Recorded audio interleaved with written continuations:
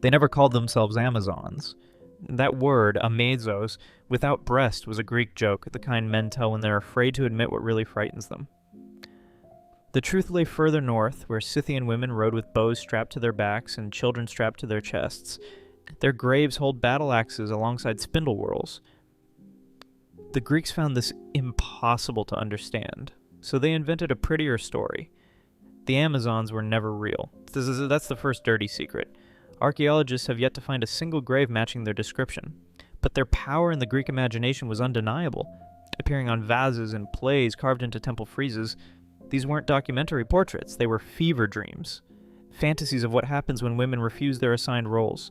There's a particular cruelty in how Greek artists depicted these women. Always beautiful, always half-dressed, always in the moment of being defeated.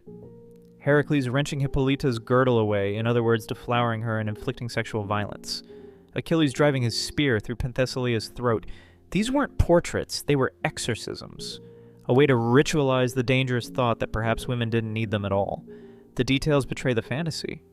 The infamous single breast was likely inspired by Greek observations of Scythian archers baring one shoulder to draw their bows, a practical act transformed into titillating deformity. Their supposed hatred of men collapsed under the weight of their own stories, where Amazons bed everyone from Theseus to Alexander the Great. Even their legendary independence was undermined by the persistent tale that they surrendered their children to neighboring tribes, as if motherhood itself was incompatible with autonomy. What fascinates isn't the fiction, but why it was necessary. Why a culture that worshipped Athena needed to invent, and then slaughter, these warrior women. Perhaps because the alternative was unthinkable, that women had always fought, always led, always existed outside the tidy categories men made for them. The Amazons are never depicted as monsters or grotesques. Their deaths are tragic, not triumphant.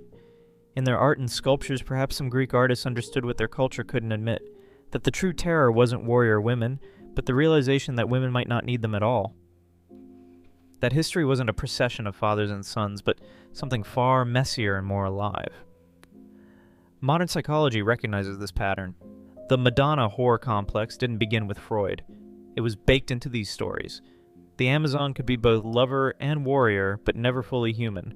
She had to be exoticized, Scythian, sexualized, those thigh-bearing tunics, and ultimately defeated to preserve the Greek ego. The greatest myth wasn't the Amazons, it was that they were ever myths at all.